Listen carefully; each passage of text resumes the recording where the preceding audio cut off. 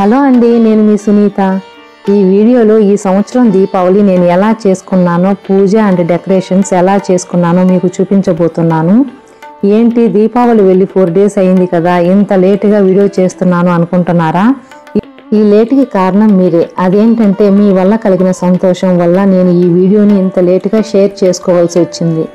మనం వీడియోలోకి వెళ్లే ముందు మీకు నా చిన్న రిక్వెస్ట్ ఏంటంటే ఈ వీడియోని ఎక్కడా స్కిప్ చేయకుండా లాస్ట్ వరకు చూడండి, లైక్ అండ్ కామెంట్ చేసి మమ్మల్ని సపోర్ట్ చేయండి. ఇప్పుడు అసలు విషయంకి వస్తే మీ వల్ల కలిగిన సంతోషం అని చెప్పాను కదా, ఆ సంతోషం ఏమిటంటే నేను ఈ ఛానల్ని జూలైలో స్టార్ట్ చేశాము. అప్పటి నుండి ఎవ్రీడే ఒక షార్ట్ వీడియో అండ్ అప్పుడప్పుడు ఒక లాంగ్ వీడియో చేసుకుంటూ మీతో కనెక్ట్ అవుతూ వచ్చాము. ఇలా మీతో ఈ వీడియో షేర్ చేసుకునే క్రమంలో ఒకరోజు నా మనసుకు వచ్చిన ఆలోచన, దీపావళికి 1000 సబ్స్క్రైబర్స్ అయితే బాగుండు అనిపించింది. మధ్యలో సబ్స్క్రైబర్స్ వస్తారా అని డౌట్ వేసింది. కానీ మీ సపోర్ట్ ఉంటే, మీరు తలుచుకుంటే సక్సెస్ కానీ ఛానల్ ఏదైనా ఉంటుందా చెప్పండి. దీపావళికి 1000 సబ్స్క్రైబర్స్ ఉంటే చాలు అనుకున్న నాకు ఆ టైంకి ఎంతమంది వచ్చుంటారో గెస్ట్ చేసి కామెంట్లో చెప్పండి. మన ఛానల్ని రెగ్యులర్గా ఫాలో అయ్యే వారికి దీని ఆన్సర్ చెప్పడం ఈజీనే. కరెక్ట్గా దీపావళి రోజున ఈ వీడియో చేస్తున్న సమయానికి 4025 సబ్స్క్రైబర్స్ వచ్చారండి. ఇప్పుడు చెప్పండి, ఇది మాకు ఎంత సంతోషకరమైన సందర్భమో కదా. నేను అనుకున్న సబ్స్క్రైబర్స్ కంటే 3 times ఎక్కువ సబ్స్క్రైబర్స్ని ఇచ్చారు. ఈ విషయాన్ని మీతో షేర్ చేసుకోవాలి, అలానే ఆనందాన్ని మీతో పంచుకోవాలి అని, మరియు మొదటి నుండి మన ఛానల్ని రెగ్యులర్గా ఫాలో అవుతూ సపోర్ట్ చేస్తున్న ప్రతి ఒక్కరికి ధన్యవాదాలు చెప్తూ హ్యాపీ దీపావళి విషెస్ అండి. ఈరోజు పూజ కోసం ఇక్కడ ఏర్పాటు చేసుకుంటున్నాను. మొదటిగా మార్నింగ్ పెట్టిన ఫ్లవర్స్ తీసి కొత్త ఫ్లవర్స్ పెట్టుకున్న తర్వాత పసుపుతో ఇక్కడ అలంకరించి బొట్లు పెట్టుకున్నాను. చిన్న ముగ్గులు అమ్మ పాదాలు వేసుకుని పసుపు కుంకుమ ఫ్లవర్స్ని అలంకరించుకుని స్వామి అమ్మవార్ల కోసం ఒక పీఠం సిద్ధం చేశాను. మొదటిగా ఒక ప్లేట్ పెట్టి దానిలో కొంచెం ఫ్లవర్స్ అక్షంతలు వేసి స్వామి అమ్మవార్లను పెట్టుకున్నాను. మన భారతదేశంలో అతి ముఖ్యమైన పండుగ దీపావళి ఒకటి. ఈ దీపావళిని దీపకాంతులతో దేశమంతటా సంతోషంగా జరుపుకుంటారు. కొన్ని ప్రాంతాలలో నోము వ్రతంగా కూడా చేసుకుంటారు. దీపావళి పండుగను 3 రోజులు జరుపుకుంటారు. మొదటి రోజున ధనలక్ష్మి కుబేర పూజను జరుపుకుంటాము. ఈ రోజున సిల్వర్, బంగారం, లక్ష్మీదేవికి శుభప్రదమైన ఏ వస్తువు అయినా ఇంటికి తెచ్చి లక్ష్మీదేవి దగ్గర పెట్టి పూజలు చేసుకుని యమదీపం పెట్టి ఈ రోజు నుండే కార్తీక దీపాలను కూడా ప్రారంభిస్తాము. స్వామి అమ్మవార్లను పెట్టిన తర్వాత ఎర్రటి పుష్పాలతో అలంకరించి అమ్మకి తిలకం దిద్దాను.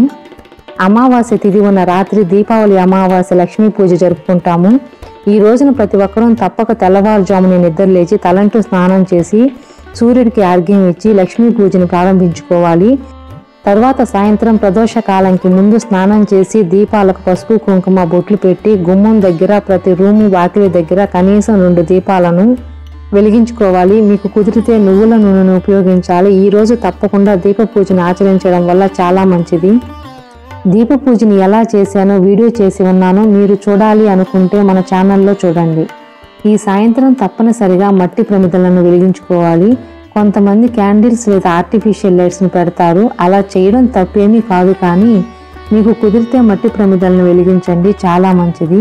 నా దగ్గర ఉన్న ఈ ఫ్లవర్ స్టాండ్కి ఫ్లవర్స్ పెట్టి సిల్వర్ ఫ్లవర్స్తో డెకరేట్ చేసి స్వామి అమ్మవార్లకి ఇరువైపులా పెట్టి నా దగ్గర ఉన్న అరటి చెట్టు, చెరుకు గడలు, మందారాలు, ఏనుగులను అమ్మవారి దగ్గర ఒక్కొక్కటిగా పెట్టుకుని అలంకరించాను. నేను లక్ష్మీ అమ్మవారి పూజ చేసేటప్పుడు తప్పనిసరిగా స్వామివారిని కూడా పెట్టి పూజ చేస్తాను. మొదటిగా ఆ శ్రీహరిని పూజించడం వల్ల అమ్మవారు ఎంతో సంతోషంతో మనందరినీ చల్లగా చూస్తుంది అంటారు. అందువల్ల నేను సింపుల్గా షోడశోపచారాలతో పూజ చేసుకుంటాను. అమ్మవారి ముందు పసుపు కుంకుమ శుభప్రదమైన వస్తువులు పెట్టి పసుపుతో చిన్న గణపతిని చేసి పూజని ప్రారంభించాను. ఎందుకంటే మనం చేసే చిన్న పూజ కావచ్చు లేదా పెద్ద పూజ కావచ్చు, మనం చేసే కార్యక్రమంలో ఎటువంటి అడ్డంకులు రాకుండా చూస్తాడు అని ఒక నమ్మకం.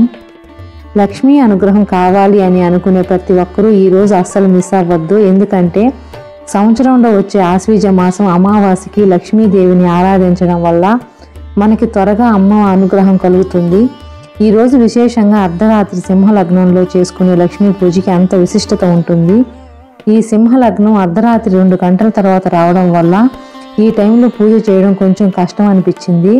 కానీ ఈ రోజున వచ్చిన హ్యాపీనెస్తో పూజను కంటిన్యూ చేసుకున్నాను.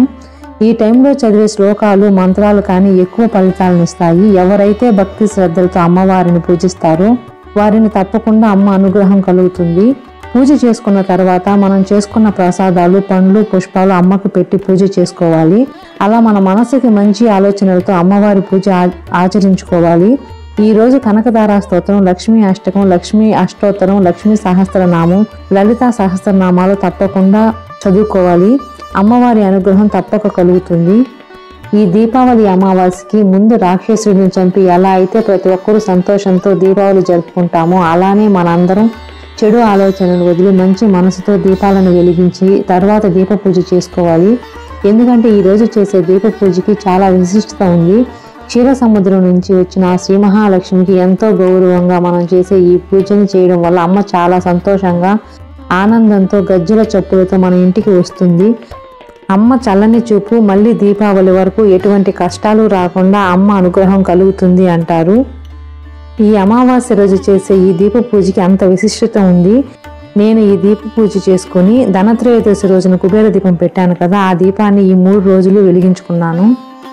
ఈ దీపావళి మాకే కాదు ప్రతి ఒక్కరికి స్పెషలే. అది ఎలా అంటారా, శనివారం ప్రదోషం మరియు ధనత్రయోదశి కూడా కలిసి రావడం వల్ల లక్ష్మీ కుబేర పూజతో పాటు శివయ్య మరియు శనీశ్వరుని పూజ చేసుకునే అవకాశం, భాగ్యం కలిగింది.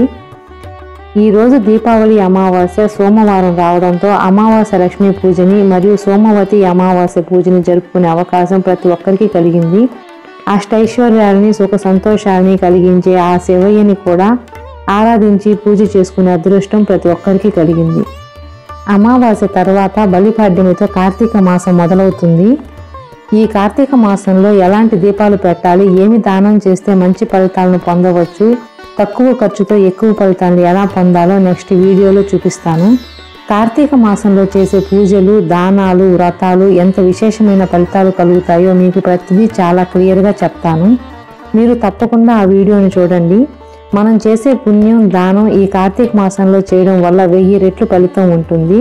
ఉల్లి, వెల్లుల్లి ఈ కార్తీక మాసంలో తినకూడదు. నియమ నిష్టలతో మీకు అంతలో తప్పకుండా ఆచరించి ఆ శివయ్య అనుగ్రహం పొందుదాం.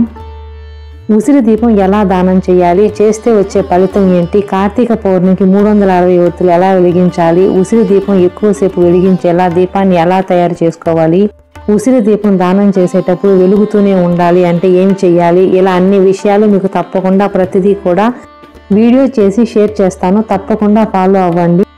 దీపావళి రోజున ప్రదోష కాలంలో చేసుకునే పూజ వల్ల మన ఇంట్లో ఉండే దరిద్ర దేవత పోయి ఆ శ్రీ మహాలక్ష్మి వస్తుంది అంటారు.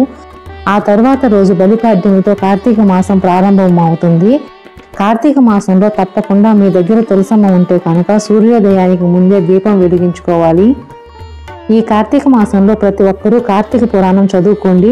శివయ్య అనుగ్రహం అతి సులభంగా పొందాలి అంటే ప్రతిరోజు ప్రదోష కాలంలో తప్పక దీపాలను వెలిగించి శివయ్య స్తోత్రాలను పఠించి ఆ శివయ్య అభిషేక ప్రియుడు కనుక మీ ఇంట్లో శివలింగం ఉంటే ప్రదోష సమయంలో మీ దగ్గర ఉన్న సుగంధ ద్రవ్యాలు, పాలు, పెరుగు అలాగే మీ దగ్గర ఉన్న వాటితో మీకు వీలును బట్టి ఆరాధించండి.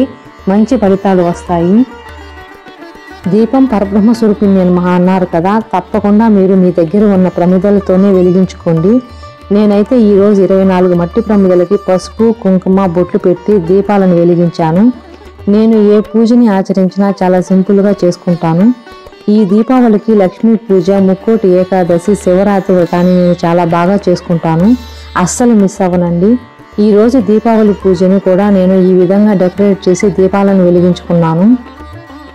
మేము చేసుకున్న ఈ దీపావళి మీ సపోర్ట్తో ఎంతో సంతోషంగా జరిగింది. Please continue to support.